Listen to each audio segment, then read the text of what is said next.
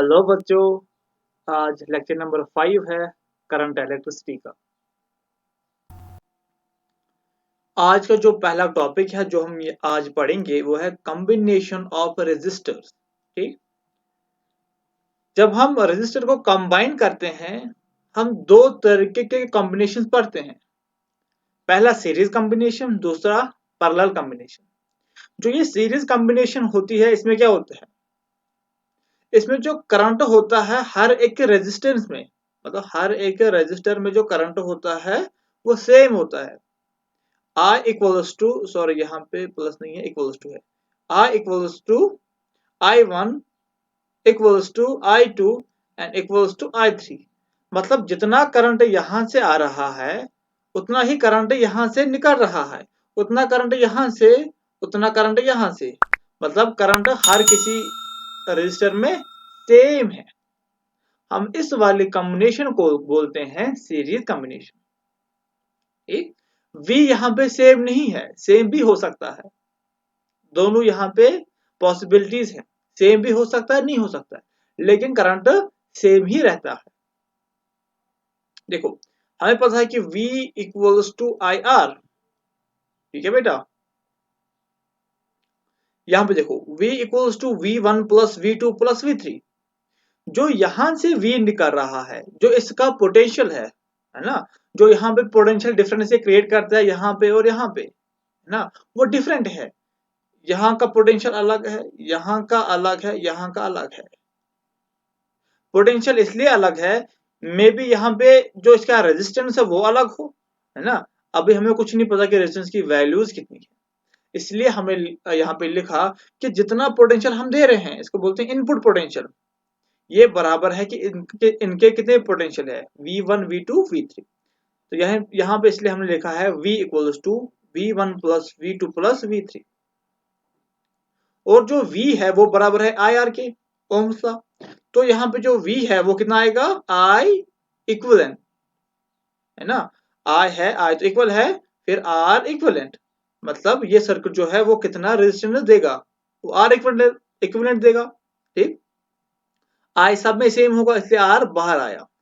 जहां V1 है वहां R1 आएगा, यहाँ R2 आएगा, यहाँ R3 आएगा।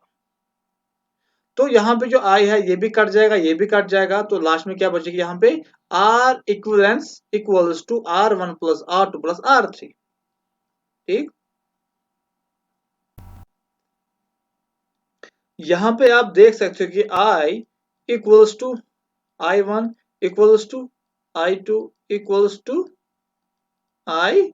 ठीक है बेटा, देखो V इक्वल्स टू IR, जब यहाँ पे I जो है वो कांस्टेंट है, कांस्टेंट मतलब इसकी वैल्यू चेंज नहीं होती है, तो हम बोल सकते हैं कि V is directly proportional to R। ठीक, ये याद रखना, ये इंपॉर्टेंट है न्यूमेरिक्स में, या ये इसका यूज होगा। ठीक है बेटा, अब आपको कोई बोलेगा कि इसका जो इक्विवेलेंट सर्किट है वो कैसा दिखेगा, है ना। तो वो आपको पता है कि इनको हम एक ही कंबाइन करके रेजिस्टर्स को, तो ऐसे आएगा। यहाँ पे एक हम यहाँ पे वोल्टेज सोर्स लगाएंगे, है ना। जो इसकी यहाँ की रेजिस्टेंस होगी वो होगी आर इक्विवेलेंट। यहाँ से करंट जाएगा और इसका यहाँ पे V पोटेंशियल होगा, यहाँ पे भी यही रिजल्ट निकलेगा, है ना बेटा। आया समझ।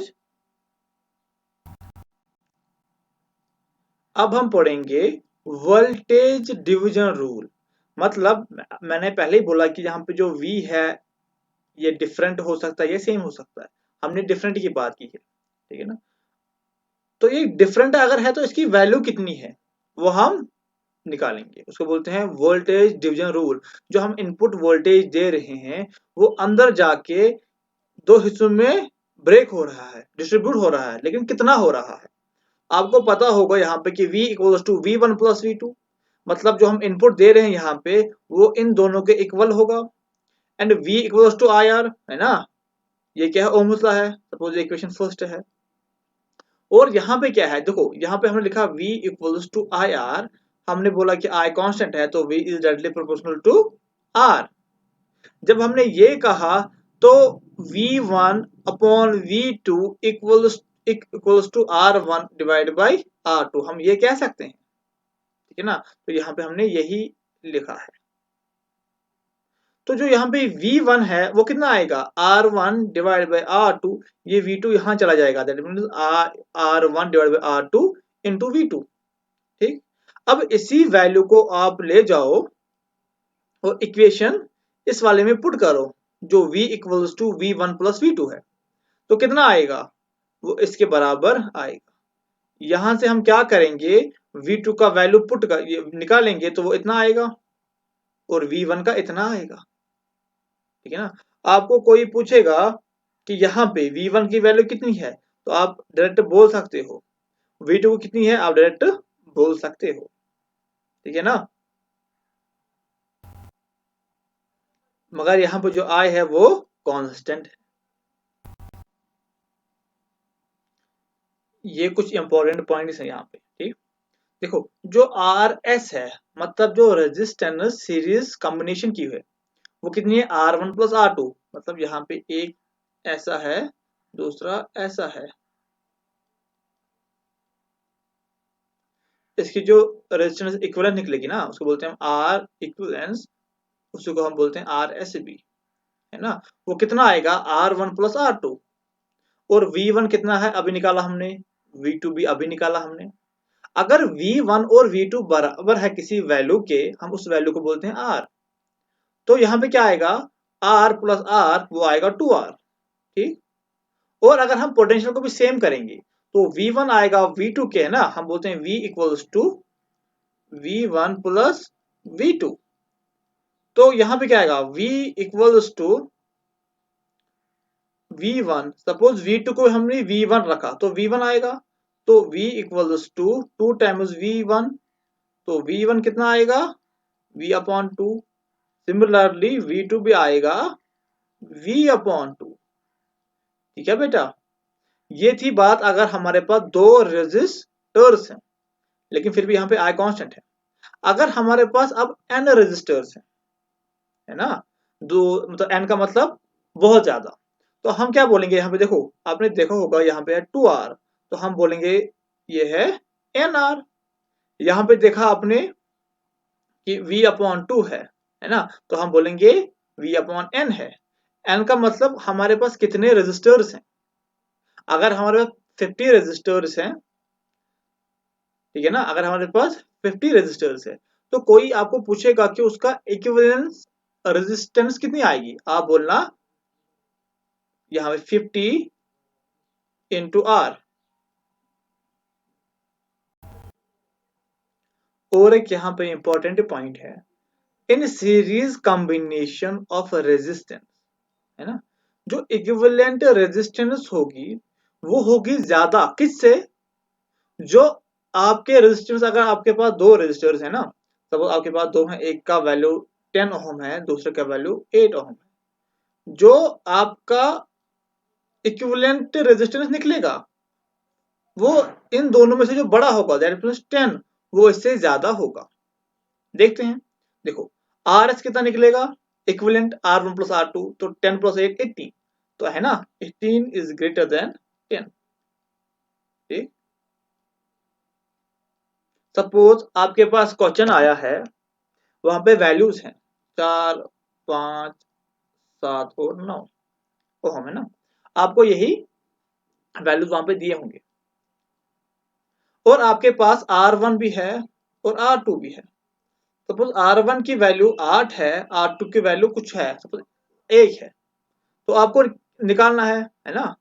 तो आप देखो कि इसमें बड़ा कौन सा है, तो बड़ा 8 है, तो यहाँ के जो वैल्यूज हैं 8 तक, मतलब 5 है 7 है 4 है, ये नहीं आएंगे, है ना, 8 से वो ज्यादा ही आएंगे। ये न्यूमेरिकल के लिए इंपॉर्टेंट पॉइंट है।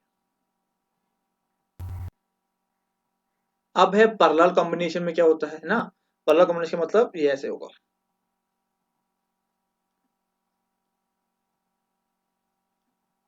और ऐसे, ठीक। ये इसके रेजिस्टर्स हैं, यहाँ R1, यहाँ पे होगा R2, यहाँ पे होगा R3, यहाँ पे होगी इनपुट की बैटरी, सपोज कुछ भी यहाँ पे भी, है ना। देखो ये जनरल पॉइंट है और ये जनरल पॉइंट है। इसका मतलब है कि इसमें जो पोटेंशियल होगा V जो होगा वो सेम रहेगा, लेकिन जो I होगा, है ना, I क्या है यहाँ पे, जो यहाँ पे I आएगा वो उसके लिए तीन रास्ते हैं, एक है, दूसरा है, तीसरा रास्ता है। तो I इन तीन रास्तों में से जाएगा, डिस्ट्रीब्यूट हो जाएगा। इसका मतलब कि तीनों का जो I है वो डिफरेंट होगा, वो यहाँ से वापस फिर निकलेगा। इसमें आगे होगा डिफरेंट होगा, लेकिन V सेम होगा। इसमें V कांस्टेंट है, ठीक। और जो I है वो I1 plus I2 plus I3 होगा, तो इन तीनों के बराबर होगा। तो V equals to I R, ठीक बेटा। तो अगर I यहाँ पे क्या डिफरेंट है तो क्या आएगा, V अपॉन R आएगा। I इक्विवेलेंट है तो क्या आएगा, V upon R equivalent, V upon R1, V upon R2, V upon R3। V यहाँ पे क्या है, V यहाँ पे सेम है सबका, तो V सबका कट जाएगा तो क्या आएगा, R equivalent equals to 1 upon R1 plus 1 upon R2 plus 1 upon R3। जो पोटेंशियल होगा मे बी वो डिफरेंट होगा, है ना, सबका, लेकिन सबका जो यहाँ पे है वो प्लस करेंगे तो वो V के बराबर आएगा। लेकिन हमेशा इसमें क्या होता है, इसमें हमेशा सेम ही रहता है। क्यों सेम रहता है, क्योंकि इनका यहाँ पे जो कनेक्टिंग पॉइंट है वो सेम है ना। यहाँ का जो बैटरी पॉजिटिव टर्मिनल है और जो नेगेटिव टर्मिनल है वो सेम है तीनों के, इसलिए हम बोलते हैं कि इसमें पोटेंशियल सेम रहता है।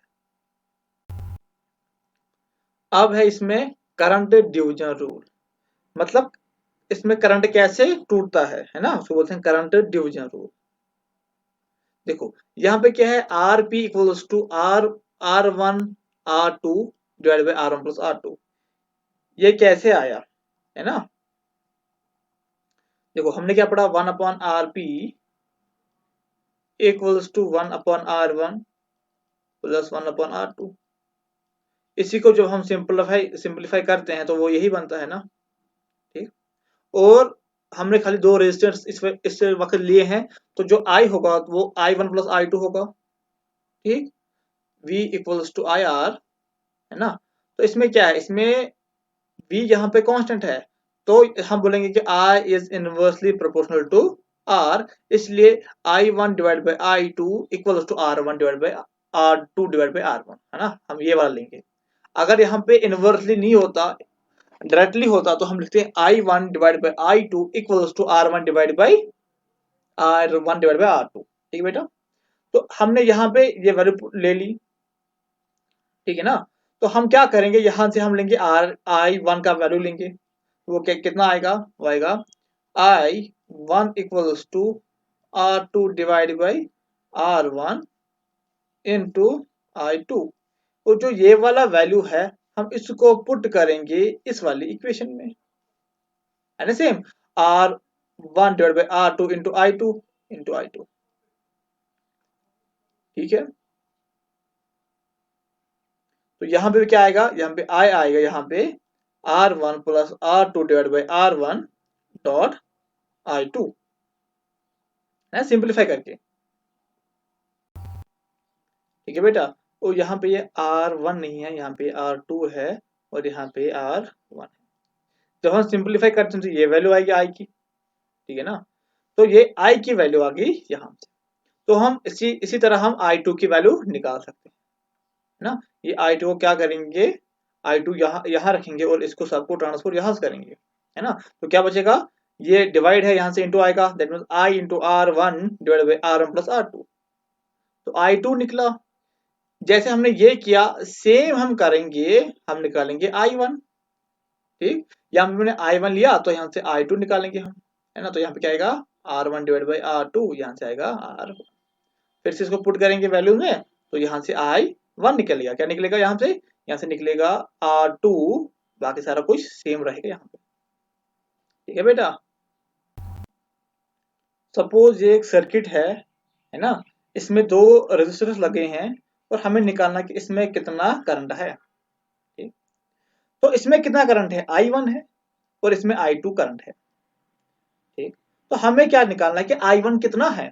यहाँ पे एक फार्मूला मैंने लिखी है, ये देखो, कि resistance in opposite register, suppose हमने I2 लिया यहां से इक्वल्स टू, निकालना I2 का हमें, यहाँ पे क्या लिखा है रेजिस्टेंस इन अपोजिट रजिस्टर, तो इसका अपोजिट कौन सा है R1, तो क्या आएगा बेटा R1 डिवाइड बाई सम, दोनों का कितना सम है, तो वो कितना आया R1 प्लस R2 इनटू इस जो ये वाला हम बोलेंगे ये वाला जो लूप है इसमें कितना करंट आ रहा है, इसमें करंट तो I आएगा, है ना, हम इसको बोलते हैं I, तो ये है इसकी वैल्यू, है ना, सेम वैल्यू यहाँ पे हमने लिखी, ठीक है बेटा, हम इसको इसी तरह यूज करते हैं, ठीक।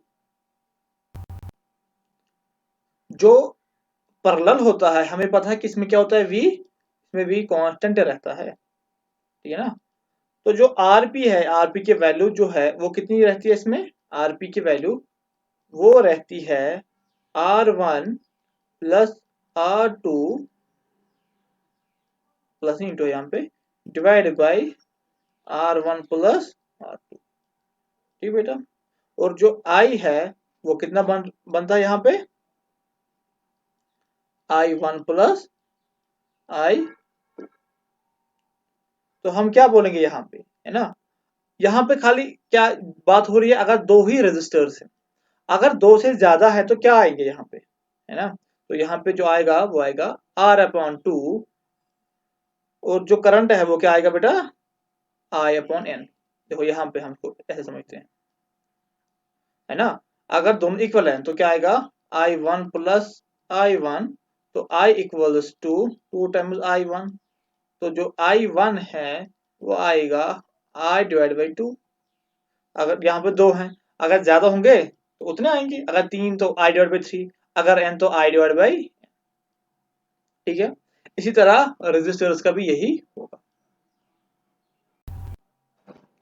अब है व्हीटस्टोन ब्रिज, है ना, व्हीटस्टोन ब्रिज भी क्या है बेटा, इससे हम निकाल सकते हैं रेजिस्टेंस, ठीक है ना, ये ऐसे होता है 5 रेजिस्टर्स का एक सर्किट होता है, ठीक, एक तो ऐसे है, दूसरा ऐसे, तीसरा के बीच होता है, फोर्थ ऐसे आएगा, फिफ्थ ऐसा आएगा, है ना, ये ऐसे आते हैं,